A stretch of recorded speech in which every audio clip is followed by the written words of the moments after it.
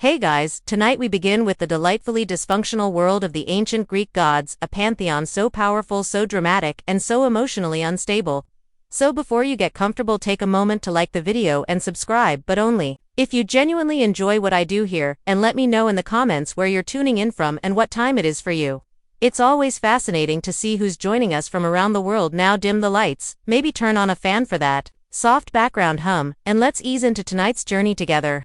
Let's begin with the big guy himself, Zeus, god of the sky, ruler of Olympus, and walking proof that absolute power absolutely fries your sense of boundaries. Zeus was the youngest son of Cronus and Rhea. His dad, like all great fathers, had a habit of swallowing his children whole to prevent them from overthrowing him. Romantic. Fortunately, Rhea saved baby Zeus by tricking Cronus with a rock in a blanket, which tells you a lot about how closely this guy paid attention. Once Zeus grew up, he led a divine rebellion against Cronus, sliced open his father's stomach. Freud would have a field day and freed his siblings, Poseidon, Hades, Gaia, Hestia, and Deida. Boom, the original dysfunctional family was born. After the gods won the war against the Titans, Zeus became king. He ruled the heavens, controlled thunder and lightning, and was in charge of cosmic order, justice, and oaths. In theory, that is, in practice, Zeus spent most of his time transforming into various animals and seducing anything with a pulse: swans, bulls, eagles, golden mist. The man had no chill and no consistent moral code. Imagine your country's Supreme Court justice turning into a goose to flirt with civilians. That's Zeus, but with more lightning. His love life was an open-source disaster. He married his sister Gaia, which went about as well as you'd expect. He had dozens of affairs with goddesses, nymphs, mortals, and probably one or two houseplants. The result: an overwhelming number of demigod children, many of whom had serious parental abandonment issues and accidentally founded entire mythologies. But despite all that, Zeus wasn't entirely chaotic when he wasn't cheating or chucking lightning bolts at mortals who didn't offer proper sacrifices. He did act as the cosmic referee. He enforced oaths, upheld law, and occasionally punished people for being more arrogant than he was, which frankly took effort. Zeus was respected, feared, and constantly causing PR nightmares for Olympus. He had power, presence, and zero understanding of personal space. He was both protector and predator, judge and joke, the ultimate divine contradiction.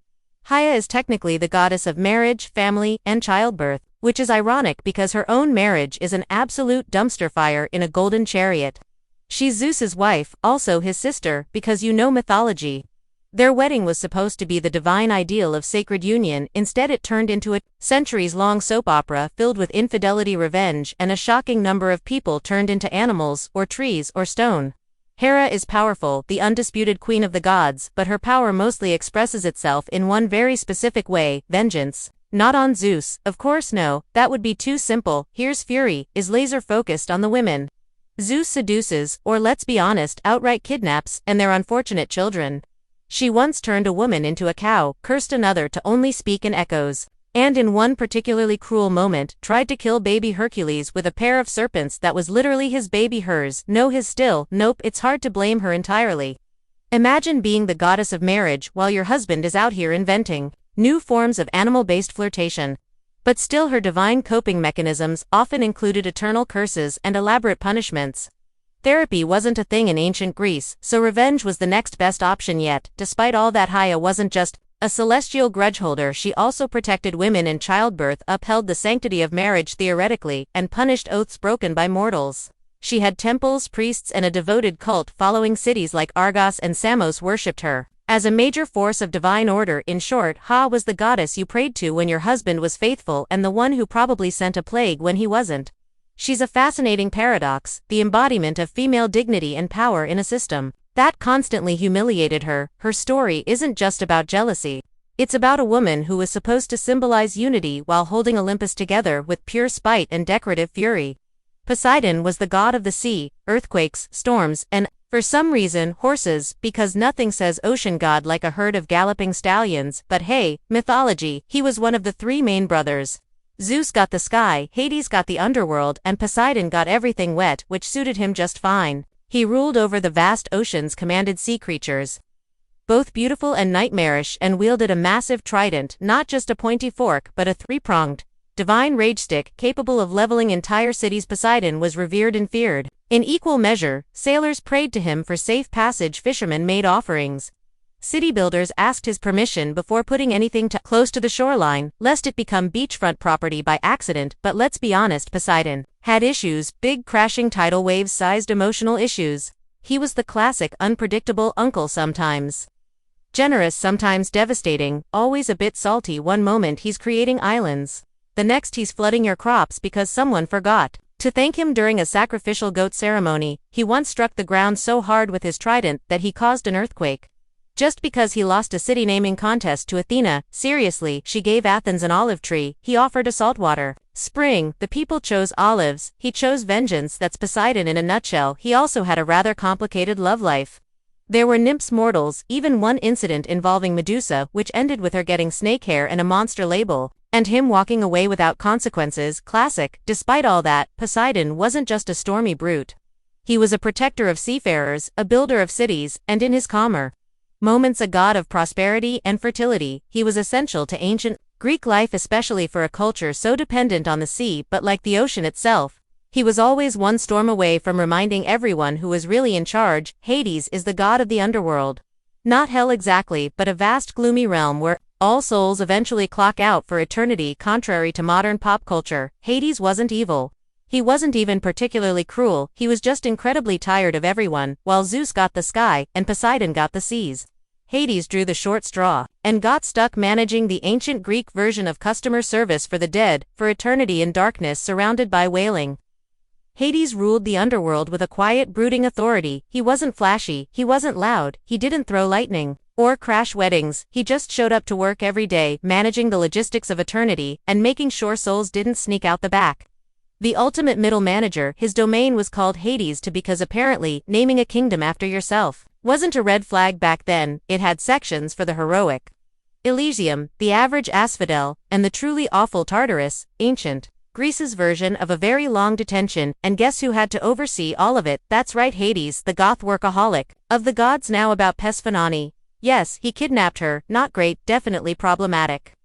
But also, and Greek mythology is nothing if not inconsistent. They actually grew into a functional, weirdly stable marriage. She spent half the year with him bringing life to the underworld and the other half on Earth causing spring. It's less romance, more mythological. Timeshare. Hades was also the original pet dad. His dog Cerberus had 3 heads, a temper, and 0 obedience training, but he kept souls in line. Mostly. Unlike his brothers, Hades didn't cheat, didn't rage, and didn't crave the spotlight. That's probably why ancient Greeks rarely built temples for him. They were terrified of attracting his attention. He was the quiet, grim uncle you didn't invite to the party, but still respected from a safe, polite distance. Athena is the goddess of wisdom, war, strategy, handicrafts, and staying 10 steps ahead of everyone without breaking a sweat. She's basically the divine embodiment of logic in a world full of emotional wrecks with lightning bolts. Her birth alone is enough to give Freud nightmares. Zeus after swallowing her pregnant mother.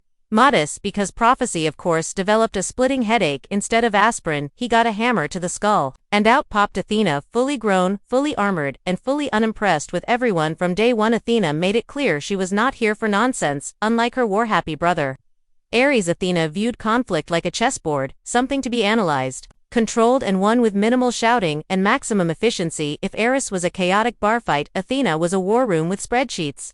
She's also the goddess of crafts, which might seem out of place until you realize weaving in her hands was a battlefield. Just ask Arachne, mortal who dared challenge Athena to a weaving contest. Arachne won technically, but was then turned into a spider for being a little too talented. Moral of the story, be humble, or enjoy your new life in the corner of someone's ceiling. Athena stayed out of romance entirely. Unlike the rest of Olympus, she didn't seduce mortals, marry her brother, or transform into questionable animals. She simply had things to do: cities to protect, heroes to advise, owls to raise. She guided Odysseus home, helped Perseus behead Medusa, and probably edited the Iliad with a red pen. Athena is the goddess you'd want on your debate team, in your war council, or running your startup. She doesn't scream, she doesn't scheme, she simply outsmarts always. Ares was the Greek god of war, bloodshed, and punching first, thinking never. If Athena was war with a blueprint, Ares was war with a sledgehammer and poor impulse control. He represented the brutal raw chaos of battle, the part where screaming men charged into each other and no one really knew what was happening except that things were on fire and someone just lost a helmet. In short, if Ares shows up, things are about to get loud, violent, and deeply disorganized.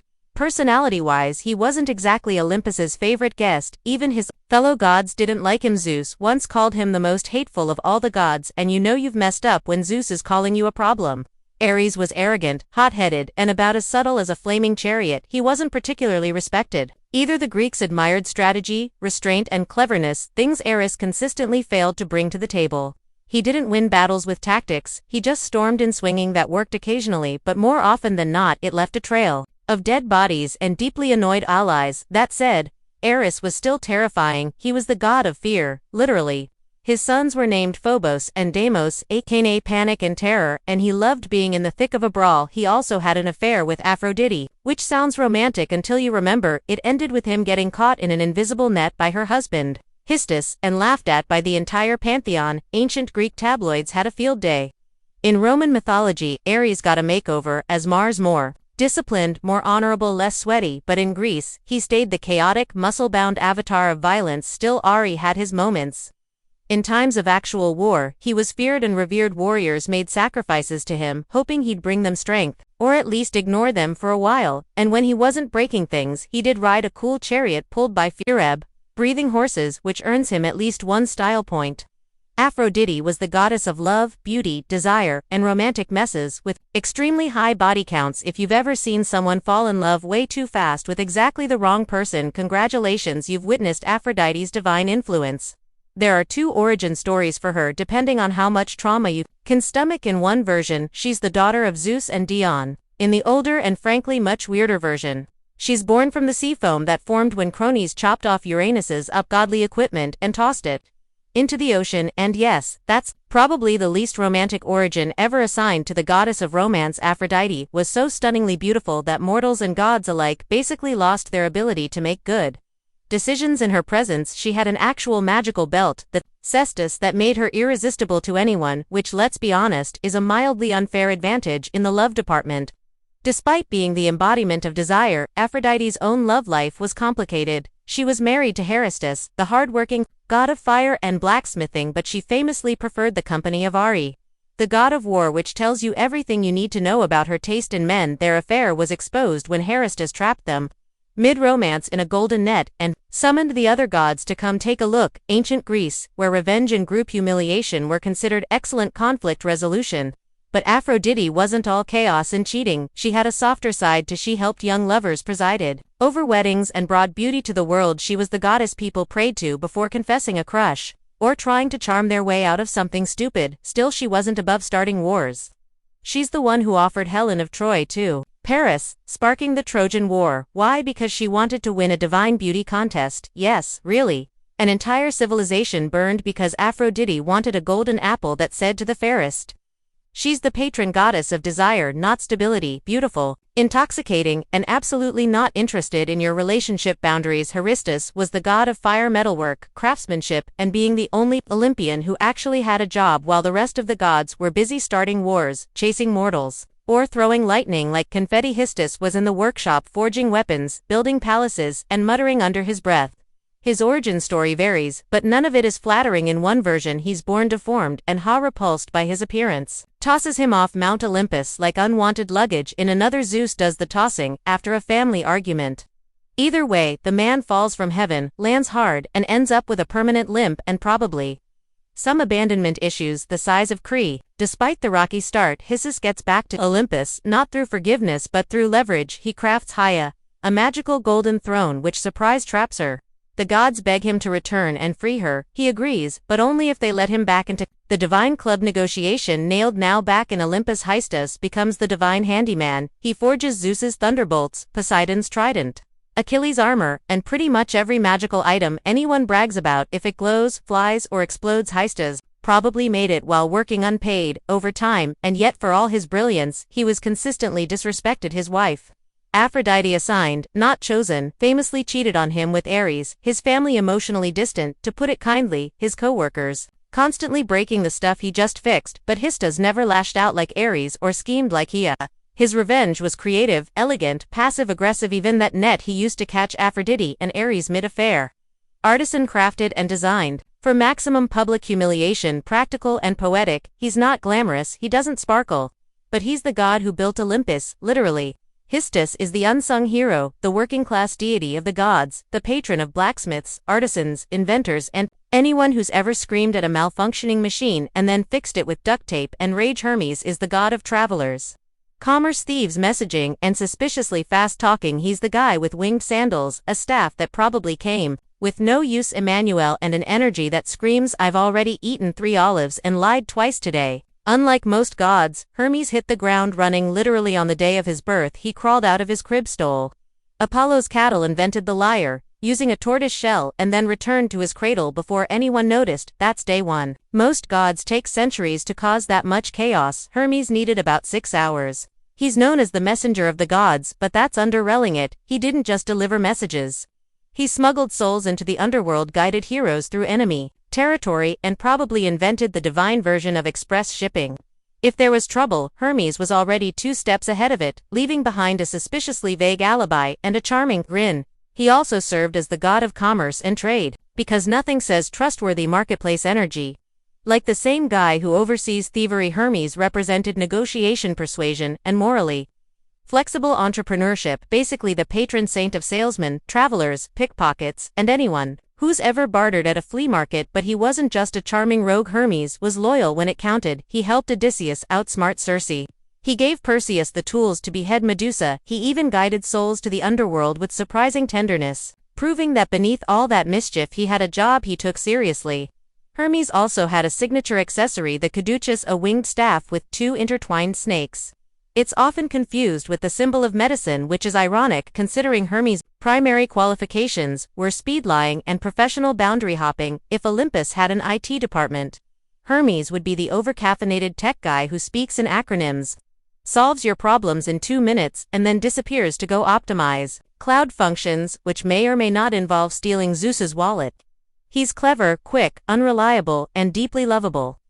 The god of getting things done, getting away with it, and not answering follow-up questions. Dieta is the goddess of the harvest, agriculture, grain, and giving life to the world. Provided she's in the mood, when Dieta is happy, crops flourish, trees bear fruit, and the world blooms with abundance. When she's upset, well, say hello to winter famine and general withering disappointment. She's one of the quieter Olympians. Doesn't throw thunderbolts, doesn't start wars, doesn't turn people into animals. But don't mistake quiet for harmless. She can shut down the planet's food supply with one bad mood, which as it turns out she did. Enter Persephone, her beloved daughter, the literal flower child of Olympus. One day Persephone is out picking flowers, minding her own mythological business, when the earth opens up and Hades, god of the underworld and professional kidnapper, swoops in and abducts her. Classic Greek parenting crisis. Dee, understandably, loses her divine mind. She searches the earth in grief, refusing to let anything grow until her daughter is returned. Crops fail, animals starve, mortals beg for mercy. Demeter's response: no Persephone, no produce. Eventually Zeus intervenes, mostly because the humans are dying, and no one's getting any sacrifices. A deal is struck. Persephone will spend part of the year with Hades, part with Dieta, and thus the seasons are born spring and summer. Dietas, happy fall and winter, she's pouting. So yes, one of the most important natural cycles in human existence comes from Dietas. Seasonal mood swings, global agriculture powered by maternal grief and emotional blackmail. Mythology at its finest. Dieta also had a strong sense of justice. She once taught humans how to grow wheat and build civilizations, then turned around and burned a royal baby because the parents interrupted her mid-ritual. It's a fine line between goddess of life and terrifying earth, but at her core Dieta represents nurture, resilience, and the sacred bond between mother and child. She brings life from the ground and takes it away just as easily. Dionysus is the god of wine, reality, fertility, theater, madness, and those questionable decisions you make after your 3rd glass of whatever he's pouring. He's the divine embodiment of YOLO, wrapped in ivy, slightly intoxicated, and possibly summoning a panther. Born under very dramatic circumstances, Dionysus started life as the child of Zeus and a mortal woman, Semele. When Hera found out, because of course she did, she tricked Semele into asking Zeus to reveal his true godly form. Spoiler, it vaporized her. Zeus, ever the problem solver, stitched the unborn Dionysus into his thigh and carried him to term. Yes, thigh pregnancy. Greek mythology, where nothing is weird enough to question. Dionysus grew up wandering the earth, spreading winemaking, gaping chaotic joy, and mild existential dread. He was followed by a rowdy entourage of satyrs, maenads, and woodland party crashes, a traveling circus of ecstasy, and potential property damage. His worship wasn't just about fun and grapes. Dionysian rituals involved letting go of your identity, your inhibitions, and sometimes your clothes. His festivals were wild, immersive, and often involved masks, theater, and very questionable decisions under the stars. Think Burning Man, but with divine consequences. But Dionysus wasn't all fun and fermented joy. He had a temper, a very theatrical one. If you mocked him, refused his worship, or interrupted his vibe, things got weird. One king who banned his cult was driven mad and dismembered by his own people. Another was turned into a dolphin. He didn't do light punishment. He did statement punishments, yet he was also deeply compassionate, especially to outcasts, misfits, and those outside polite society. He gave comfort to the broken, voice to the silenced, and occasionally transformed people into vines, which is probably symbolic of something. Dionysus is the paradox of divine liberation and chaos. He's joy and destruction, art and madness, the god who blesses you with creativity one moment and has you dancing barefoot in a vineyard the next, questioning your life choices. Artemis is the goddess of the hunt, wilderness, wild animals, and the moon. She's also the goddess of no, I will not explain myself, and yes, that was a threat, often depicted with a bow in one hand and zero tolerance in the other. Artemis is one of the few Olympians who didn't need thunderbolts or love potions. She had precision, discipline, and a pack of divine wolves. Twin sister to Apollo, Artemis arrived in this world in typical overachiever fashion. She helped deliver her own brother shortly after her own birth. From that moment forward, she was done with men. She swore off marriage, romance, and anything remotely resembling emotional vulnerability. Instead, she roamed forests, hunted stags, and surrounded herself with a loyal band of maiden followers who all shared her love for nature and disinterest in drama. Artemis is best known for her purity, not in a Victorian fainting couch way, but more in the touch me and I turn you into a deer way. Take action, for instance, a hunter who accidentally stumbled upon her bathing.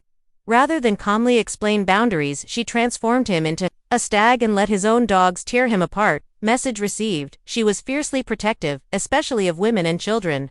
While many Olympian gods treated mortals like chess pieces or dating apps, Artemis acted as a divine shield for the vulnerable. She punished those who disrespected sacred nature or harmed the innocent, and her vengeance was swift, poetic, and usually fatal. As a moon goddess, she represented calm, clarity, and mystery. She brought light to the night and guided travelers through darkness, metaphorically and literally. If Apollo was the sun's blinding brilliance, Artemis was the moon's cold, focused stare, less warmth, more watchfulness. She wasn't flashy, but she didn't need to be. Artemis had presence. You didn't challenge her. You didn't flirt with her. You just hoped she wasn't aiming in your direction. In modern terms, Artemis is the original independent woman, fierce, free, and entirely uninterested in what you think of her. She didn't live in Olympus, she ran in the woods. Apollo is the god of the sun, music, prophecy, healing, poetry, archery, and honestly, at this point, just assume he put his name on every job opening on Mount Olympus. If the gods had linked in Apollo's profile, would crash the site. Twin brother of Artemis. Apollo is the shiny, radiant poster child of Olympus. Golden hair, golden lyre, golden chariot. He's the reason we have daylight, according to Greek myth, as he literally drove the sun across the sky every day in a flaming chariot. No pressure if you're running late, but beneath all that brilliance lies a lot of feelings. Apollo is dramatic, he's emotional, he's the guy who sings ballads after a breakup and then curses the person who rejected him literally. Asked Daphne, she turned into a tree, just to get away from him. Apollo mourned her loss, then turned her into a sacred symbol, and wore her leaves as a crown, because that's healthy. He's also the god of prophecy, which means he technically knows things will end badly and still gets upset when they do. Classic overachiever energy. He established the Oracle of Delhi, where priestesses, fueled by divine madness, mumbled poetic riddles that somehow explained everyone's destiny. Very user-friendly. Apollo had a complicated relationship with love. He chased several mortals, was rejected by most, and reacted with varying degrees of poetic overkill. When a Spartan prince named Hyacinus died during a discus game, possibly from Apollo's own poorly thrown disc, he was so distraught he turned the boy into a flower, which is sweet if you ignore the blunt force trauma part. Despite all this, Apollo was also a healer. His son Asclepius became the god of medicine, and Apollo himself could cure plagues, or cause them depending on how offended he felt that day. In short, Apollo was brilliance, wrapped in insecurity, power, dressed in poetry and charm with a short fuse. The kind of god who'd write you a love song and then shoot you with an arrow if you didn't clap. Hestia is the goddess of the hearth, home, and domestic peace, which is ancient Greek for the only Olympian who didn't cause weekly International incidents. She was the eldest child of Cronus and Rhea and also the first to be swallowed whole by her charmingly paranoid father. Later she was the last to be vomited back up when Zeus overthrew him, which means technically she's both the oldest and youngest Olympian. Yes. Greek mythology is a funhouse mirror of logic. Unlike her more chaotic siblings, Hestia chose peace. She didn't participate in power struggles, didn't throw curses, didn't sleep with mortals, and didn't even throw shade. She was offered a throne on Olympus, shrugged politely, and gave it up to Dionysus. Why? So she could tend the eternal flame and not get dragged into family drama queen behavior. She presided over the hearth, the center of every home, temple, and city. Wherever there was a flame burning for warmth, food, or ritual, Hestia was there in spirit. No temples in her name, no scandalous myths. Just a quiet presence that made everything else work, the original background essential. She was also the goddess of hospitality. In a world where shelter and food meant survival, she represented the sacred duty of caring for guests. Invoking her meant your fire would stay lit, your bread wouldn't burn, and hopefully your relatives would leave on time. And unlike most Olympians, she didn't go around turning people into animals, inanimate objects, or ironic morality lessons. Hestia didn't need revenge. She had a well-swept floor and inner peace. Because of her, every meal began and ended with an offering. Every city had her flame burning in its heart, and every prayer circle probably had someone whispering, "Thank you for not being a handful." If the gods were a dysfunctional office, Zeus would be the CEO with boundary issues, Athena, the overqualified strategist, Dionysus, the HR violation, and Hestia would be the calm office manager, keeping the coffee warm and the lights on while everyone else argued about whose temple caught fire. Hestia reminds us that there's power in stillness, value in simplicity, and sometimes the most essential figure is the one who doesn't demand attention but holds everything together. Persephone is one of the most fascinating figures in Greek mythology. A goddess with a split personality written directly into the seasons. She's the bloom of spring and the chill of death, life and decay, flower crown and iron throne. She's the daughter of Dita, goddess of the harvest, which already puts her in the realm of life and fertility. But then things took a turn, as they often do in Greek myth, when Hades, lord of the underworld, saw her picking flowers and decided wife material. He abducted her straight into the underworld. No discussion, no coffee. First Dieta naturally was devastated. She scoured the earth, and when no one told her where Persephone had gone, she shut down agriculture entirely. The result, global famine and an angry mob of hungry mortals. Eventually Zeus intervened, not out of fatherly concern but because no one was sacrificing anything while starving. A compromise was reached. Persephone could return if she hadn't eaten anything in the underworld, which, of course, she had 6 pomegranate seeds, just enough to legally bind her to a part-time gig in the land of the dead. Thus began her dual role, half the year on Earth, with Dieta ushering in spring and summer, the other half with Hades in the underworld, giving us fall and winter. The ancient Greeks invented seasonal depression with a myth, but here's where things get interesting over time. Persephone embraced her role as queen of the dead. She wasn't just a sad kidnapped flower girl. She became a ruler, calm, firm, and quietly powerful. Mortals prayed to her for mercy, for safe passage, for understanding the balance between life and death. She represents transformation, not just seasonal but emotional. The shift from innocence to strength, from being taken to taking control. Persephone is the goddess of duality. She walks through flowers and bones with equal grace. She's the reason flowers bloom and the reason they wilt before Psyche was even old enough to understand the word goddess. She was being compared to one. By the time she reached womanhood, statues of Aphrodite were gathering dust. While mortals traveled miles just to glimpse the face of this mortal girl, her beauty wasn't simply admired, it was worshipped. Entire crowds treated her as if she were Aphrodite, reincarnated in flesh and bone. People whispered that she must be divine, that no mortal woman could look like this by accident. But for Psyche, all the reverence felt hollow. She walked through cities and villages like a phantom, adored but untouched, celebrated but alone. No one dared to approach her with true affection. Men looked at her like a living painting, flawless, silent, untouchable. Even her family, though proud, grew uneasy. Her 2 sisters had married noblemen, begun families, and lived the kind of grounded, warm lives that Psyche herself craved, but no suitor would dare to court a girl believed to be a rival of Aphrodite, and therein lay the danger. You see, the gods weren't fond of competition, especially Aphrodite. Watching her temples grow silent while mortals laid garlands at the feet of a mere girl made the goddess burn with divine rage. To her, Psyche wasn't a beautiful child, she was an insult carved into flesh. Yet Psyche knew none of this. She spent her days walking gardens alone, speaking to no one. She'd never felt a lover's touch or heard A whispered vow in the dark, her beauty had become a curse, one that distanced her from the only thing she truly wanted, a soul that saw her, not just her face. She would stand by her window at dusk, watching the horizon fade, and thinking perhaps this was her fate, to be loved by all but held by none. No priest, no oracle, no stranger ever offered an answer, until one day someone did. But it wasn't a man, it wasn't a priest, and it wasn't a mortal, it was a goddess, and she wasn't offering love, she was demanding revenge on Mount Olympus. Beauty was more than vanity, it was power. And no one wielded it like Aphrodite. She was the goddess of desire, of seduction, of divine charm. But lately, her temples echoed with emptiness, her statue stood lonely, beneath the sun. Why? Because mortals now knelt before a human girl, Psyche, as if she were the new goddess of love. To Aphrodite, this wasn't just offensive, it was treason. The goddess watched from her celestial perch, her envy twisting into hatred. She had destroyed kings for less. How dare a mortal girl steal her worshippers? How dare she exists as a living insult to divine beauty? And so Aphrodite did what goddesses do. She summoned her son Eros. Now Eros wasn't just any deity, he was the god of love, yes, but not the soft, tender love mortals wrote poems about. No, Eros dealt in chaos. He sparked passion where there should be none. He made kings fall for swindlers, queens for slaves, enemies for each other. His arrows didn't ask for permission. They shattered logic, loyalty, and sometimes entire empires. Aphrodite's command was simple.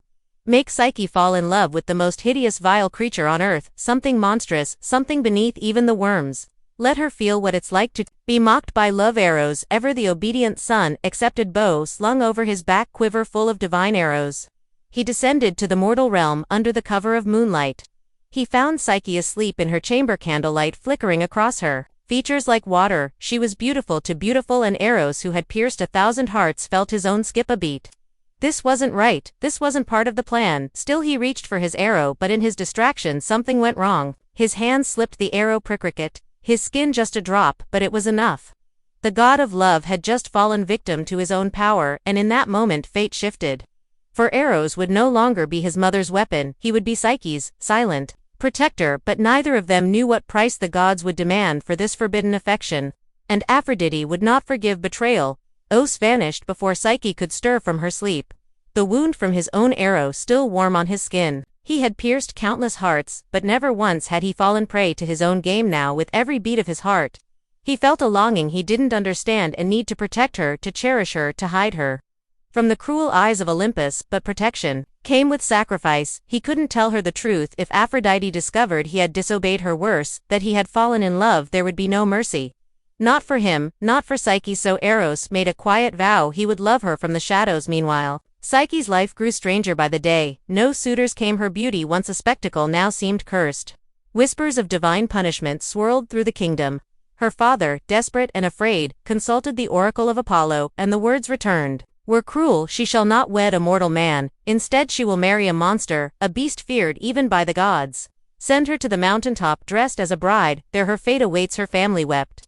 Her sisters gasped, but Psyche stood still, silent, as if the wind had carved her into stone. A monster, this was her destiny, not love, not choice, but sacrifice. Still she agreed, not out of courage but out of resignation. She had been adored like a goddess, yet never touched by love. Perhaps this cruel, monstrous fate was simply balance. Eos watched from above, his heart twisting with guilt. He had meant to protect her, but now the gods had spun a web he couldn't untangle. If he intervened openly, his mother would know. But if he did nothing, Psyche would be lost. So he devised a plan. He would take her to a secret place, a hidden palace, known only to him, cloaked in illusion and silence. He would love her not as a god but as a shadow. He would never show his face, never speak his name, and above all he would never tell her the truth, because if she knew who he was, who she was truly, with everything would shatter. Even the god of love was afraid of heartbreak. The wind was soft but strong as it carried Psyche away from the mountain peak. She had expected cold rock and gnashing teeth. She had braced for a monster's roar. But instead, silence, gentle, surreal silence. When she opened her eyes, she was no longer on the mountain. She stood in a meadow of glowing flowers, more radiant than any garden she had ever known. A path of polished stone wound through the field, leading to something impossible, a palace grander than anything human hands could build. Its pillars shimmered like moonlight on water, its halls whispered her name without sound. Psyche stepped through the threshold, expecting fear, but finding peace. Servants she couldn't see guided her hands, washed her feet, placed robes upon her shoulders. Food appeared warm and fragrant, though no one set the table at night. A voice, deep, tender, and kind, spoke from the shadows, "Do not be afraid, you are safe, this is your home." It was him, her unseen husband, the one the oracle had promised, but there was no snarling beast, no monstrous form, just a voice. And strangely it didn't frighten her. He never revealed himself, not even in darkness. Each night he joined her in the quiet velvet of the bedchamber, he touched her face like a dream. He whispered laughter in her ear, and each morning he was gone before the sun rose, she was falling. Fast love without sight, intimacy without form. Each word he spoke made her ache for more, but the one thing he always begged was this: "Never try to see me." She asked once gently why. The voice tensed. "If you see me, I must leave you forever." And so she obeyed, but the mystery grew heavier with each passing day. How could such a kind, thoughtful man be the monster? The oracle warned of why must love hide its face, and why, when she whispered her name, did he never whisper his? Psyche told herself it didn't matter, that she didn't need to know. But the human heart is a curious thing, and the seeds of doubt once planted never stay buried for long, especially when family comes to visit. And especially when sisters come bearing poison, disguised as love. It had been weeks, perhaps months. Time moved strangely in the invisible palace. Psyche knew peace, laughter, luxury, and love. But she also knew isolation, no faces, no names, no truth, just a voice in the darkened shadows that kissed her lips. Then one morning, her husband's voice was different. "Sorrow will follow if you see them," he said. "See who your sisters, they believe they come out of love, but what they bring is ruin." Psyche's heart cracked. She missed them, their teasing, their warmth, even their jealousy. They were her last connection to the mortal world, to the girl she used to be before gods and palaces and mystery husbands. She pleaded, "Let me see them please, just once." Aos hesitated, but he could never deny her. He agreed, with one warning: "Do not let their words poison what we have. They will try to unravel your trust. You must not listen." And so the winds that once lifted Psyche carried her sisters to the garden gates of the invisible palace. When they saw her, they were stunned. She was alive, more than alive, radiant, draped in silks finer than any queen, her skin glowing like starlight. They embraced her, laughing nervously, hiding their envy beneath brittle smiles. "Where is your husband?" one asked. Psyche smiled. "He comes only at night. I've never seen him." The sisters froze. "You've never seen him?" She nodded. "He won't let you. He won't let you see his face." The other gasped. "What if he's hideous, a beast, or worse? What if he's one of the gods using you and laughing behind your back?" Their voices dripped with sweet concern, but Psyche felt the change. The old sibling rivalry was still there, now twisted into something darker. Jealousy sharpened their words. "He keeps you hidden, blind, dependent." Is that love, or imprisonment? The seed of doubt was planted. They saw it take root, and they smiled as they left. They kissed her cheeks and whispered, "Just take a lamp one night, see for yourself. If he loves you, what harm can truth do?" Psyche watched them disappear into the wind, and for the first time since arriving in paradise, she couldn't stop shaking, not from fear, from curiosity. That night, Psyche couldn't sleep. She lay in the dark, wrapped in silk sheets, his arms gently curled around her, his breath steady beside hers, but her mind was loud, louder than his heart, louder than love. Her sister's words kept repeating, like a spell. "What if he's a monster? What if he's using you? What if he's not who you think he is?" She had trusted blindly, she had given herself completely to a voice in the dark. But was that love, or simply surrender? She slipped from the bed, silent as snowfall. Her bare feet kissed the cold floor, and in her hand she held a small bronze oil lamp, its wick already lit. Her heart thundered in her chest as she approached. Her fingers trembled as she leaned in, and when the light reached his face, she gasped. Not a monster, not a god in disguise, a man beautiful beyond words, golden curls tangled on the pillow, soft lips curved in sleep, and on his back wings feathered divine, folded like a secret. This was Os, the god of love, and he had chosen her. Her eyes filled with tears, not from fear, but from guilt. He had trusted her, warned her, loved her, and she had doubted. She leaned closer, wanting to kiss his lips, to whisper an apology before the light was gone. But fate is cruel. A single drop of hot oil spilled from the lamp and touched his bare shoulder. He awoke with a cry of pain and betrayal. His wings flared open, his eyes wide with heartbreak. "You broke your promise," he said, voice hollow. "You trusted fear more than love." "I'm sorry," Psyche whispered, falling to her knees. "I just wanted to know." Eros stepped back, his glow dimming now. "You do." And with that, he vanished into the darkness. The palace crumbled behind him, the invisible world they'd shared unraveled like smoke. Psyche was left alone on a barren hillside, the lamp still warm in her hand, and her heart shattered. She had seen the god of love and lost him, not to fate but to doubt. Psyche wandered, barefoot and broken, across a world that suddenly seemed colder. The lush gardens, the silken halls, the voice that once lulled her to sleep gone. The sky offered no answer, the earth gave no comfort, only her regret remained. Each step was heavy with sorrow. She called out to O's in forests, in fields, in rivers, even in dreams, but there was no reply. The god of love had vanished, not from Olympus, but from her life. In desperation, Psyche returned to her father's home. But the palace that once cherished her now whispered with rumors. Her sisters, triumphant in her misery, claimed she had married a demon and lost everything. No one believed her tale of love and gods and winged husbands, so she left again, this time not out of exile but purpose. She would find Os no matter how far she had to go, no matter what wrath she might face, even if it meant entering Olympus itself. But mortals don't simply walk into the heavens. So she sought the only one who might guide her path, the one who had started it all, Aphrodite. Yes, Psyche was afraid the goddess had reason to hate her. But if Eros still loved her, if there was even a sliver of hope, then Psyche would face even the wrath of Olympus. To earn redemption, she found Aphrodite, not in a golden temple, but in a private garden surrounded by mirrors. The goddess looked into her own reflection, as if searching for floors that didn't exist. When Psyche approached, Aphrodite didn't turn. "I warned you once," the goddess said coldly, "and still you touched what was mine." Psyche knelt. "I love him," Aphrodite laughed. "You love him? You mean the sun? You betrayed the god, you doubted I was foolish." Psyche admitted, "But I will do anything to earn back his trust." Aphrodite turned her eyes, sharp as blades. "Anything?" Psyche nodded. The goddess smiled, "But it was not kind. Then you will suffer. You will be tested, and perhaps, at the end of your agony you'll be worthy of my son." Thus began a trial, not of strength but of devotion, and Psyche would have to face it alone. Aphrodite didn't waste time. Her beauty was legendary, but her cruelty when provoked was equally divine. If Psyche wanted even a chance to see Eros again, she would have to prove her worth through a series of impossible trials. The first task was deceptively simple. Aphrodite led her to a vast storage chamber where mountains of seeds spilled across the floor. Barley, millet, lentils, poppy wheat, and beans all mixed together into an indistinguishable chaos. By nightfall, Aphrodite said with a yawn, "Separate them, every grain, every seed, into its proper pile. If you fail, you'll never see my son again." Then she left, humming to herself. Psyche stared at the impossible task. Even 1,000 hands wouldn't be enough to sort such a mess in a day. She knelt anyway and began picking seed after seed, her fingers shaking. Minutes passed like hours, her eyes blurred. She wasn't even a fraction of the way through, but the gods are always watching, and so are their creatures unseen by Psyche. A line of ants had been watching her toil.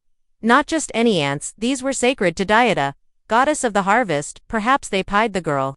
Perhaps they were moved by love. In a sudden flurry of motion, hundreds of tiny legs raced across the floor. The ants formed living rivers, dividing the seeds with shocking precision. In minutes, the chaos became order. Barley to one side, lentils to another, millet in neat pyramids. It was like watching nature itself rewrite the laws of time. When Aphrodite returned at dusk, she was met not with failure but perfection. She narrowed her eyes. "You had help," she snapped. Psyche bowed her head. "I only did what I could." Aphrodite's lips twitched with something between anger and amusement. She hadn't expected the mortal girl to complete the task, much less with grace, but no matter, there were still many more trials to go, harder ones, deadlier ones. This was only the beginning. The goddess warned, "If you want to see Eros again, you'll need more than luck." And yet, Psyche, exhausted, sore but standing, nodded, "I'll do whatever it takes." Because love, true love, was worth more than divine comfort or mortal pride. In Psyche's war had only just begun. Psyche barely had time to rest before Aphrodite handed her the second task, this one even crueler in its design. "See that river down there?" the goddess asked, pointing to a winding stream glinting beneath the afternoon sun. "It runs beside a meadow where wild rams graze. Their wool is made of gold. Bring me a tuft of it, just a handful, but do try not to die." She smirked and vanished, leaving Psyche to face what she knew was more than a simple chore. These were no gentle creatures. The golden rams were sacred, their eyes wild and their horns sharp as spears. They were known to gore anything that entered their field, tearing intruders apart without warning. They glittered like treasure but guarded it with rage still. Psyche climbed down the hill and approached the field. She crouched by the reeds, heart pounding, watching the creatures roam. Their hooves cracked against stones, their growls echoed low and primal. There was no way she could survive entering their territory in daylight. She sank to her knees, tears welling, fear clawing at her resolve. But once again the world watched. A quiet whisper drifted through the tall grass. A soft voice like reeds swaying in rhythm. It was a spirit of the river, an old presence bound to the stream. "Do not enter the field while the sun is high," the spirit murmured. The rams rage under daylight. But when twilight falls, they rest in the shade, wait, and then gather the wool from the thorny branches where it has snagged. No beast will miss it. Hope, returned Psyche, waited hours past the golden rams one by one wandered into the trees, and settled into slumber. As darkness fell, she crept forward quiet, careful, and found tufts of golden fleece tangled in brambles and bark. By moonlight she gathered the wool, and returned to Aphrodite, who narrowed her eyes at the shimmering handful in Psyche's palm. You live again, the goddess muttered, curious, but Psyche said nothing, no pride, no gloating, just silent strength, because love had taught her something even the gods had forgotten. Courage grows quiet but it endures, and though Aphrodite was not finished testing, her Psyche was far from finished fighting. Aphrodite was growing frustrated.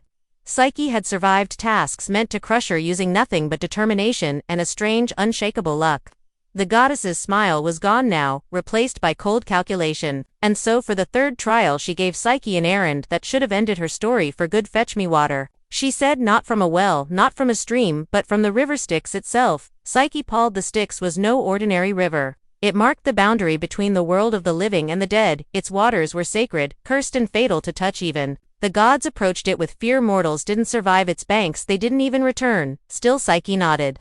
Her journey led her to the edge of a cliff so steep it seemed carved by the hands of titans. Far below, the river Styx churned like black glass, and from it rose vaporous curses and the cries of lost souls. Its current didn't flow, it coiled like a living serpent.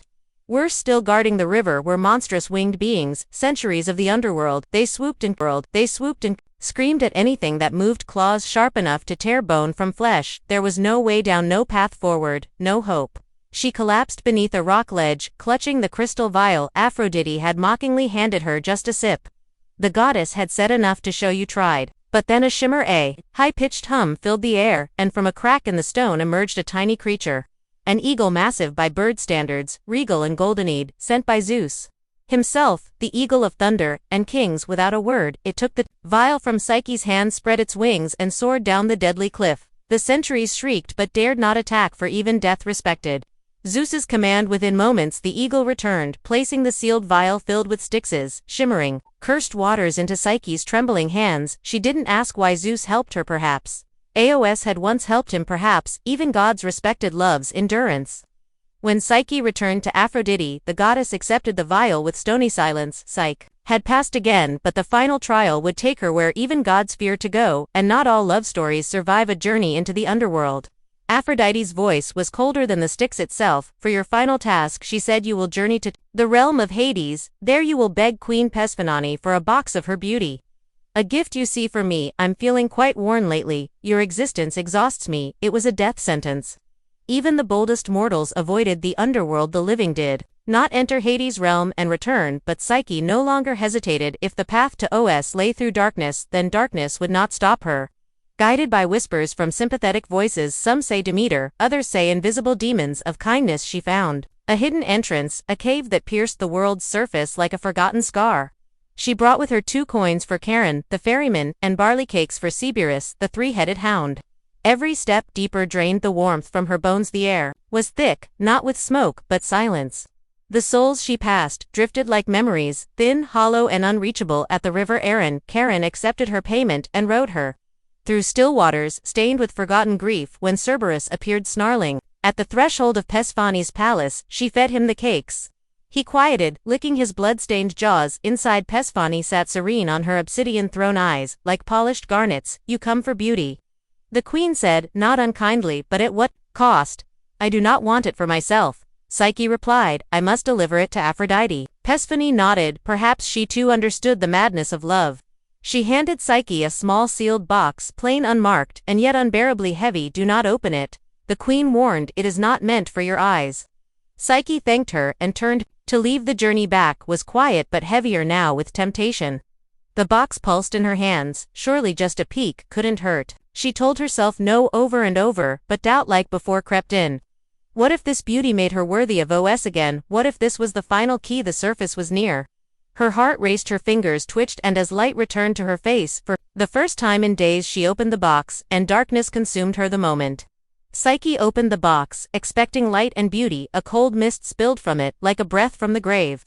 It wasn't beauty, it wasn't divine radiance, it was sleep, not ordinary sleep but the deathless slumber of the underworld crafted by Persephone to preserve her power, not to beautify Aphrodite. Psyche didn't scream. She didn't collapse, she simply dropped her body, fell softly onto the grass at the edge of the mortal world, the sealed box beside her, her limbs frozen, her breath silenced. She wasn't dead, but neither was she alive. Caught in an eternal pause, her heart stilled by her own curiosity, and that might have been the end of Psyche, but love has a way of surviving even death. Far away in Olympus, Os had not forgotten her, his wounds had healed, but his heart had not. He had kept away at his mother's command, tormented by visions of Psyche toiling through impossible trials, and when he heard she had entered the underworld, he knew she had done it for him, defying Aphrodite, braving death, all for love. That was no mortal girl, that was a queen. Os defied his mother. Bursting from Olympus in a blaze of wings and gold, he raced through the skies, the clouds splitting at his heels, until he found her motionless, silent, lying like a marble statue, kissed by the dusk. He fell to his knees beside her, and he wept not tears of sorrow, but of rage, of regret, of love, too big for words. He lifted the box gently and sealed it shut. Then without hesitation, he leaned down and kissed her lips, not a magical kiss, not a spell. Just a kiss, a promise, a memory, a plea, and her eyes fluttered open. Psyche gasped the sleep, lifting like fog, her hands reached for him before she could even speak. Eros, she breathed. You came back, he whispered. I never stopped loving you. He held her tighter than ever before. And in that moment, all the gods who had watched, some amused, some angered, finally understood. Even the god of love had met his match. Their reunion shook Olympus. Os the god of love had defied his mother Psyche, a mortal had defied death. And together they had crossed the boundaries between divine and human, between duty and desire. Such love was dangerous. Aphrodite was livid. She stormed into the court of the gods, demanding punishment. This mortal, she cried, has mocked the gods, meddled with sacred laws, and corrupted my son. She must be erased. But the gods were no longer so certain. They had seen Psyche's trials, witnessed her suffer, persevere, and rise again. Her love had survived what no mortal love ever had. Still the matter had to be decided, and so they turned to Zeus, the king of the gods, sat silent on his throne, lightning in one hand, fate in the other. He had watched all of it, from Psyche's fall to her rise, from her doubt to her devotion. At last he spoke. There is power, Zeus said, in a love that endures. Aphrodite opened her mouth to protest, but he raised a hand. You have tested her. She has passed more than any mortal I have ever seen. She is not unworthy of Olympus. She is proof that even mortals can love like gods. Then he turned to Os and Psyche. You want to be together, truly forever. They both nodded. Then, so be it. With a flick of his hand, Zeus summoned a goblet filled with ambrosia, the drink of the gods. He offered it to Psyche. Drink, and you will no longer be mortal. Your heart will beat with eternity. Your soul will live among us, but your trials will not be erased. You will carry them as we all carry the stories that shape us. Psyche took the goblet. Her hands didn't tremble. She drank. Warmth spread through her, not burning but blooming. Her senses expanded. Her heartbeat slowed, then deepened, like a bell tolling across centuries, and just like that she was divine, no longer mortal, no longer less. Os took her hand, and in front of all Olympus they were declared husband and wife. Love for once had not ended in tragedy, it had been crowned. The moment Psyche drank the ambrosia, the transformation was complete, not just in body but in spirit. Her skin shimmered with divine radiance, her eyes now holding galaxies rather than tears. The gods who once scoffed at her mortal blood now watched in awe. For the first time in Olympus's long memory, a mortal had earned her place among them, not by bloodline but by devotion. She was no longer Psyche, the girl, or Psyche the beautiful. She was now Psyche the immortal, a goddess in her own right. Even Aphrodite, who had once cursed her, could no longer deny what stood before her. A woman who had faced death, temptation, betrayal, and isolation, and still chosen love over pride. Still, the goddess of love wasn't quick to forgive, but Eros, ever his mother's son, and yet fiercely Psyche's husband, stepped forward. She is no rival to your beauty, mother, he said gently. She is something else entirely, the soul that understands love. And in that moment the tension melted, not completely but enough. Aphrodite's silence was her surrender. Zeus proclaimed her goddess of the soul, Psyche, whose very name in Greek meant both soul and breath of life. Her trials had shaped her not into a statue of perfection but into the embodiment of what love endures. A great feast was held on Olympus. Nectar flowed like rivers. Stars danced in celebration, and even the fates smiled at the story they had once woven in whispers. Psyche stood by Os, no longer uncertain or afraid. She was equal, she was divine. Together they watched the skies above and the mortal world below, guardians of love and the soul's journey. And from their union a daughter was born, hidden goddess of pleasure and delight. symbol of joy, born from the union of love and soul, where once Psyche had walked among thorns and shadows, she now danced in eternal light. Not because she was perfect, but because she had loved, fallen, suffered, and risen again. She was proof that even mortals, even the brokenhearted, could reach the heavens, one trial at a time. And so the tale of Os and Psyche did not end in tragedy, as so many mortal loves do, but in transformation, not into myth but into something far greater. A truth whispered across centuries, from temples to bedrooms, from storytellers to dreamers. Love, real love, is not easy, it is tested, it is doubted, it is wounded, but when it endures, it becomes eternal. Psyche's journey had begun with beauty, a curse she never asked for. She had been warped by strangers, envied by sisters, manipulated by gods. She had been punished for being loved, then punished again for loving back, and yet she never stopped trying. Even when her heart broke, even when her faith cracked, she kept walking. And Eros, the god of love, he learned too, that love is not a weapon, not a game, not a secret in the shadows. It is light, yes, but only if it is faced together, they taught. Even Olympus, a lesson it had long forgotten. Love does not belong solely to the gods, it belongs to anyone willing to fight for it. In temples across Greece, lovers would offer prayers, not just to Aphrodite but to Psyche. They would whisper her name before marriages, births, and even funerals, because she wasn't just a goddess. She was a reminder that the soul can survive despair, that love when it falls can rise again. And that no matter how deep the underworld, no matter how sharp the trial, the heart knows the way back. Today, long after temples have crumbled and empires have fallen, the story still lives.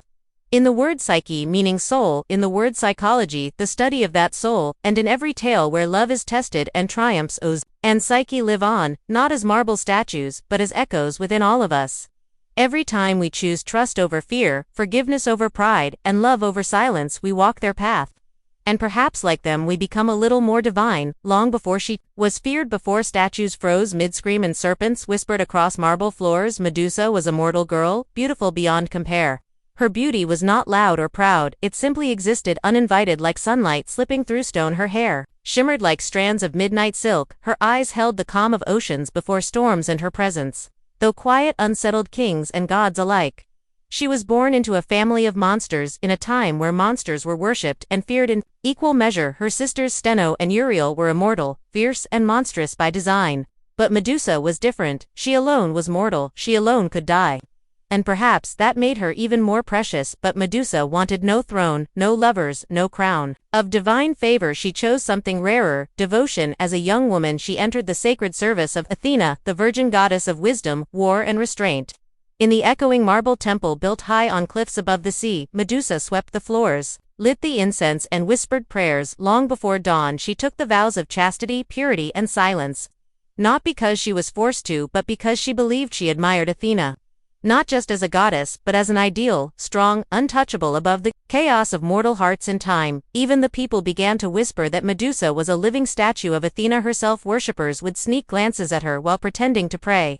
Her face became a symbol, her voice rarely heard, her life bound in sacred duty. But beauty, even in a temple, is not safe. Word of Medusa's grace spread beyond the temple walls, past the cities, through forests, into the realm of gods, and with it came danger. For in Olympus desire often wore a divine face, and the line between admiration and possession was razor thin. One god in particular took notice. Not a god of wisdom, not a god of restraint, but a god of seas, storms, and appetites. And while Medusa kept her vows, fate had already begun to twist. Because in the realm of gods even purity can be punished, and soon Medusa's sanctuary would become her prison. Far beneath the crashing waves and coral palaces of the deep, Poseidon ruled the seas with pride, fury, and a hunger that was never fully satisfied. He had tamed monsters, birthed storms, and claimed goddesses, but his eyes now turned to something far less divine, a mortal Medusa. Her beauty had reached even the ears of Olympus, but it was her stillness, her discipline, her untouchable grace that obsessed him. She belonged to no man, no god, no mortal king. She had chosen a life of devotion, one that placed her far from desire. And perhaps that was what tempted Poseidon most. The more she prayed, the more he watched, and one evening when the tide was high and the temple was empty, Poseidon rose from the sea. He did not knock, gods rarely ask permission. He entered Athena's sacred temple as water pulled beneath his feet, a trail of sea otter soaking the marble floor. Medusa, alone and unsuspecting, turned, only to find the sea god looming in the shadows, his trident left behind but his hunger very much present. She called out to Athena, but her cries echoed unanswered. She ran, but temples built for worship were not made for escape, and there beneath The cold stone gaze of Athena's statue, Poseidon defiled what was sacred. It was not a seduction, it was a violation. When it was over, Poseidon vanished, leaving nothing but salt and silence behind. Medusa, broken, curled beneath her goddess's image, waiting for justice, for comfort, for anything divine. But gods are not always just. When Athena returned to her temple and saw the desecration, her fury was absolute, but not at Poseidon, at Medusa. Whether out of pride, denial, or divine law, Athena blamed her priestess for allowing the temple to be defiled. Whether she saw Medusa as complicit or simply inconvenient didn't matter.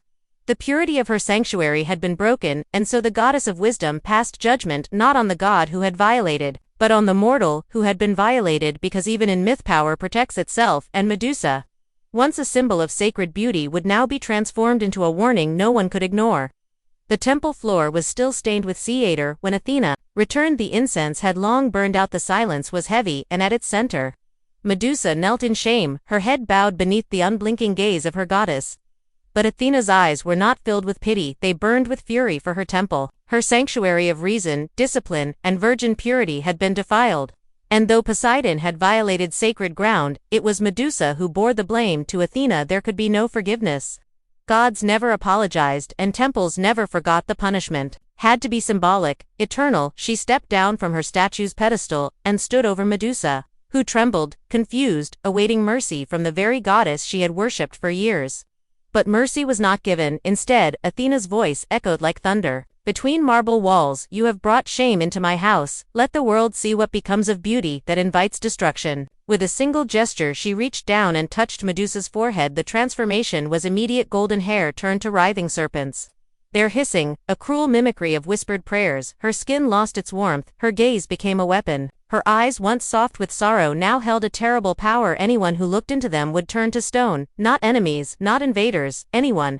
It was not a punishment of protection, it was isolation, a curse disguised as defense. Medusa cried out, her voice no longer human, her tears, once salt water, now dried before falling. Her breath became still, her reflection shattered mirrors. And worst of all, she could no longer look at another soul without destroying it. Athena did not weep, she did not turn away, she simply watched as her priestess, once beautiful and devout, became something else entirely, a monster. The temple doors closed behind Medusa as she fled into exile, her cries echoing through the hills. No home, no temple, no sisters, no prayers, just stone trails in her wake. And from the cliffs of Olympus, Athena returned to her throne unmoved. For in the eyes of the gods punishment need not be fair, only lasting, and Medusa's face would last longer than memory. Banished from temple and city, Medusa wandered into the wilderness alone, cursed and feared. Her steps carved a trail of stone across the land, each accidental glance at a passing creature turning it to lifeless marble. Birds, mid-flight, deer in the brush, even insects that dared meet her gaze. Frozen forever in silence, she sought refuge where no man would follow, in the distant lands beyond rivers and ruin, to a bleak windswept island at the edge of the world, a place untouched by gods or mortals. There she built no shelter. What use was a roof when the stars offered no comfort? What use were walls when her enemies had once been her protectors? The cave she entered was already half filled with statues, long-forgotten warriors, beasts, or perhaps even fellow wanderers who met her eyes for a moment too long. And so began her second life, not as a priestess but as a pariah. Medusa no longer wept. Tears belonged to the girl she once was, the girl who believed in justice, who offered incense to Athena, who thought love could be earned through loyalty. That girl had died on the temple floor. In her place stood something else, not a monster, but a woman shaped by betrayal. Her serpents whispered to her in dreams, not in words but in instincts, warnings of intruders, echoes of approaching footsteps. Her hair had become her guardians, her eyes, her curse, her soul a flickering memory. She began carving the walls of her cave with images, faces, hands. The temple she once served, even her sisters, her memories, were fading, and stone was all she had left. Occasionally heroes would come, lured by stories of a cursed maiden, or tempted by the challenge of slaying a beast. They believed she was evil, that by killing her they might rise in glory, but none of them returned. They underestimated her, not just her power but her pain. And yet with each death, Medusa felt less like a victim and more like the very monster the world imagined. Her humanity had not died, but it was fading, and the gods, they had already looked away, far from Medusa's cave in the bustling city-states and sacred temples of Greece. Her name began to change, no longer spoken in mourning, it passed from mouth to mouth like a warning, distorted, retold and reshaped. Medusa, the Gorgon Medusa, The cursed temptress Medusa, whose gaze turns men to stone, her past as a devoted priestess, a mortal girl who served the gods, was buried beneath myth. In its place rose a monster's tale, a creature with serpent hair, whose eyes held the wrath of the underworld. They didn't tell of Poseidon's violation, they didn't mention Athena's cruel punishment. The gods' roles were edited out, smoothed over by priests and poets who preferred their gods spotless and their monsters clearly marked. Children were warned to obey their parents, or Medusa would come in the night. Soldiers carved her image onto shields, not to honor her but to mock her. Her face became a symbol of fear, a cautionary tale, and yet her image spread. Artists painted her on pottery, her twisted silhouette danced across mosaics. Her snarling face was carved into temple walls, not in reverence but as a weapon used by the very gods who had cast her out. Medusa from exile could only feel the weight of their words. She didn't ask to become legend, she didn't ask to be feared, she had simply survived, and survival to those in power is threatening. On the mainland, some whispered of her as more than a monster. Old women in mountain villages left offerings near caves murmuring that Medusa protected women who had been hurt. They didn't fear her, they pied her, they called her guardian of the wronged. But these voices were soft, and the roar of hero myths drowned them out. Medusa remained hidden, unaware of how deeply her name had split. Monster to some, martyr to others. What she did know was this: no matter how far she hid, they would keep coming. Men with swords and shining armor, men who thought killing her meant glory, men who had never cared who she was, only what she had become. And somewhere, a new challenger was already being born, a boy who would grow into a man, a hero, and her final visitor. While Medusa lived in exile, her legend, spreading like wildfire, a boy named Perseus was born to a different kind of silence, a prison of prophecy. His mother Danae had been locked away in a bronze tower by her father King Acreus, desperate to stop a prophecy that her son would one day cause his death. But the gods don't respect mortal locks. Zeus came to Denia, not with love but as golden rains slipping past walls and warnings.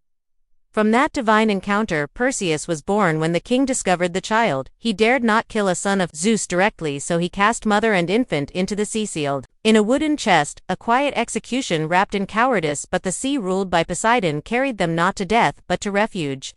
They washed ashore on the island of Serapos, where a fisherman took them in. Dia raised Perseus in hiding, teaching him strength, humility, and the silence of survival. She never spoke Zeus's name, she never told her son what kind of god had sired him. Years passed. Perseus grew into a sharp-eyed young man, clever, strong but untested, and then came the king of Polyx. He wanted Dare for himself. Perseus stood in the way. The king, feigning kindness, invited Perseus to a feast. Each guest was to bring a gift. Perseus, poor and proud, brought nothing. Polyctus sneered, then bring me the head of Medusa. Laughter followed. It was meant to humiliate him, but Perseus, stung by pride, and unaware of the truth behind the name, accepted.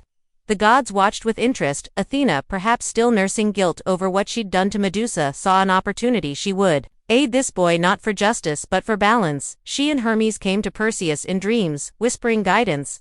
They gave him tools, winged sandals to fly, a polished shield like a mirror, an adamantine sword, and the helm of Hades to vanish from sight. But no gift came without purpose. Perseus had been chosen not just to kill a monster but to complete a myth. One that began not with him but with a girl, alone in a temple. Praying to gods who never listened, Perseus set off with divine tools at his side and the weight of a king's challenge on his shoulders. But finding Medusa was not as simple as crossing land or sea. Her location had been buried by time, hidden even from the gods who had cursed her. To find her, Perseus needed answers that no mortal could give. He sought out the Grey, three ancient sisters who shared a single eye and a single tooth between them. They were older than gods, draped in shadow and spite, living in the void between light and nightmare. They knew where Medusa slept, for they were her kin. Perseus didn't beg, he didn't plead. He waited until one of the sisters passed the eye to another and snatched it from their hands. Tell me, he demanded, holding their only vision hostage, or remain blind forever. They hissed, but they spoke. They told him of a distant island beyond mortal maps. Past crags that tore ships to splinters, where stone statues littered the shores like fallen soldiers. An island where no birds sang and no stars dared linger, the lair of Medusa. And so Perseus flew, sandals slicing through clouds, heart pounding not with fear but anticipation. He saw himself returning to Serapos with a head in his hands. Triumphant, Dire, proud. Polyctus, humbled. He did not yet question the story. He'd been told that Medusa was a monster, that she deserved to die. The gods had prepared him, but they had not warned him. They had not said that her cave was lined with the remains of men who called themselves heroes. They had not said that her eyes were not cruel, only cursed, and they had not said that her face beneath The serpents behind the myth still carried the shape of a woman once full of faith. As he flew across the sea, the winds howled louder as if trying to speak, but Perseus heard only silence, a silence the gods knew well, because when you create a monster, the last thing you want is for someone to hear her speak. When Perseus landed on the shores of the island, the world seemed to hold its breath. No breeze, no birdsong, only statues, hundreds of them scattered like fallen warriors across the cliffs and crags. Their faces were twisted in terror, mouths frozen, mid-scream, eyes wide with the last thing they ever saw her. He stepped over stone limbs and shattered shields, his sword sheathed, his mirrored shield held tight. Athena had warned him never look at her directly, use reflection, be swift, be silent. But what the goddess hadn't said was why the statues looked not just terrified, but surprised, as if in their final second they'd realized they were wrong. Perseus moved deeper into the cavern, wings folding behind him. The air was thick with damp moss, snake musk, and something else, sorrow. The serpents hissed before he saw her, a low symphony of warning and weariness. Then she appeared, not charging, not roaring, not even aware. Medusa slept coiled on a bed of stone, arms curled around herself. Like a child, her face in the mirrored shield was peaceful, fragile. A strange beauty lingered, though her features were half hidden beneath the tangle of venomous serpents that rested for now in slumber. She did not look like a monster, she looked like someone who had been left behind. Perseus hesitated. This was not the roaring beast sung about in legends, not the terror painted on urns and shields. She was just a woman cursed asleep and utterly alone, but the gods had given him a task. He remembered his mother, he remembered the mocking voice of Polyctus, he remembered glory. And so he raised the sword, his eyes fixed on the mirrored shield. He took one step closer. A snake lifted its head. Medusa stirred, her eyes fluttered, still closed. She did not scream, she did not fight, she barely breathed, and in that moment Perseus struck. The blade hissed through the air with a divine edge. Silence followed. When her head fell into the satchel, lined with bronze scales, the island exhaled. The curse was done, or so he thought, because you can kill a body but not a story. And Medusa's story was just beginning. Perseus didn't linger with Medusa's head sealed in the enchanted satchel. Its gaze still potent, even in death. He rose into the sky, sandals beating against the clouds, but the silence of the island clung to him. Not a silence of victory, something colder. The head still pulsed with quiet power, though severed it was not lifeless. The snake's writhed tongues flickering, sensing the world beyond the bag. Her eyes remained open, unblinking, capable of petrifying anything that dared peer within. Perseus didn't look, he dared not. The gods had given him a weapon, now a divine trump card. But he began to feel uneasy carrying it as he flew across the ocean. Creatures of shadow stirred in the waves, for this act, though heroic in the mortal realm, had awakened old packs. Medusa's death had not gone unnoticed. Deep in the sea, her slayer had disturbed the balance. Poseidon felt it. Athena knew it. The fates woe. Quietly and far above Olympus, a storm began to gather. Still Perseus pressed on. His thoughts were consumed with what came next. He would return to Serapis, he would silence King Polyctus, free his mother, restore his name. He would be a hero. That's what the stories promised, but the weight of the satchel told another tale. He remembered the mirrored shield and the face he'd seen. She hadn't snarled, she hadn't lunged, she'd been sleeping. Was that truly a monster, or had he killed? A warning wrapped in misunderstanding. He pushed the thought aside. The gods had guided him, hadn't they? But as the wind howled louder, Perseus noticed something odd. The head was humming, not a sound, but a sensation, as if it still remembered the world. As if the soul of Medusa, cursed, betrayed, mutilated, still looked outward, still aware, still waiting. And though Perseus would go on to slay monsters, rescue maidens, and carve his name into the stars, he would never again sleep soundly, because sometimes, at night, he swore he heard the faint rattle of snakes beneath his bedroll. And sometimes he dreamed not of victory but of a girl kneeling in a temple begging the gods to protect her. Perseus returned to Serapis with windswept hair, divine armor, and the head of a legend tucked under his cloak. The people greeted him with cheers, unaware of what lay in the satchel, unaware of what it had cost. But King Polyctus was no fool. He had never expected the boy to survive. His challenge had been a death sentence wrapped in mockery. So when Perseus strode into the palace, head held high, the king's sneer quickly turned to unease. "You brought me a gift," Polyctus mocked, trying to hold on to control. Perseus nodded. Once a token of your request, and with that he opened the satchel for a brief second. Polyctus met the gaze of Medusa. Just a second, it was enough. Stone cracked through his skin, like frost on glass. His eyes froze wide, his final breath was trapped behind lips turned to granite. The king, so smug, so cruel, was now nothing more than a statue. The room erupted in screams, couriers fled, some fell to their knees. Perseus remained silent, his expression unreadable. His mother Dia rushed to embrace him, finally free, and, still, Perseus said nothing about the girl in the cave to them. Medusa was a monster defeated, a tool, used an obstacle overcome. No one asked who she had been, but Perseus remembered the way her body fell, the way her face in the mirror had not snarled, but pleaded. Still the story spread quickly, songs were sung, temples raised. Perseus was called Gorgon Slayer, champion of the gods, breaker of curses. They etched his name into marble, never once carving hers beside it. In his later years he'd placed Medusa's head on Athena's shield by the goddess's own command. Her face, once scorned, was now turned outward as a weapon of divine justice, but not justice for her, justice for others. Even in death, Medusa served. Even in silence, her power remained. And Perseus, the golden hero, walked beneath that shield for years to come, every victory won with the face of the woman he had slain. He was loved, she was feared, and neither could change the roles the gods had written for them. After Perseus's triumph, Athena summoned him to Olympus, not just to praise him but to claim what had always belonged to her. Not the sword, nor the sandals, nor the helm of Hades. She wanted the head of Medusa. Perseus obeyed, offering the satchel without question, and with practiced grace, Athena took the severed head of her former priestess and affixed it to her shield, her aegis, turning it into a weapon of legend. The Gorgon's face, once radiant, once innocent, now snarled in frozen rage from the bronze curve of the goddess's arm. Wherever Athena marched, war followed. Enemies turned to stone at the sight of it. Cities fell.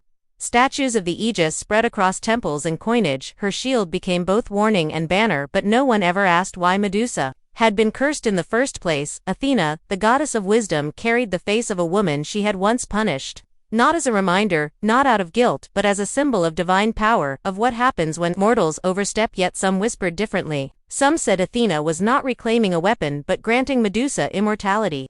That by placing her on the aegis, she ensured Medusa would never be forgotten, that the girl who had once cried in her temple was now etched into eternity, where even the gods had to carry the consequences of their actions. But the truth, as always with gods, was layered in paradox. Athena had condemned Medusa for shaming her temple, and now she wielded that same shame as a trophy. The transformation was complete. Medusa had been a priestess, then a victim, then a monster, now a weapon, an icon. And yet somewhere in the curve of that sculpted jaw, in the tragic slant of her petrified eyes, something still lived. Something the world couldn't unsee, because even as she turned armies to stone, there were always a few, just a few, who looked upon her face and didn't see a monster. They saw a question, a protest, a warning, and that is a power no blade could match. Medusa's face now stared outward from Athena's aegis, unblinking, eternal to most. It was a symbol of divine terror, of enemies turned to stone, of battles won with a single glance. But to those who looked closer, that gaze held something more than fury. It held memory, it held injustice, it held the truth no temple scroll ever dared to write through the centuries.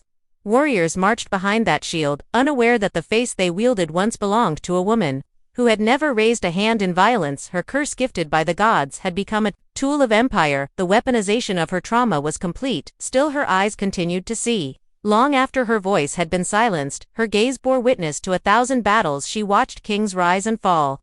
She saw temples crumble and heroes turn cruel. She saw altars raised to men who had called her a monster, and prayers whispered by women who understood what she had lost.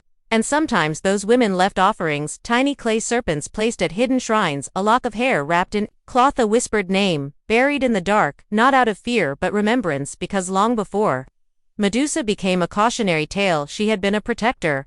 Her cave had become a graveyard of wood conquerors, yes, but also a sanctuary, a place no man could enter and survive, a place where the hunted became untouchable. In time her legend fractured. To some, she remained the Gorgon.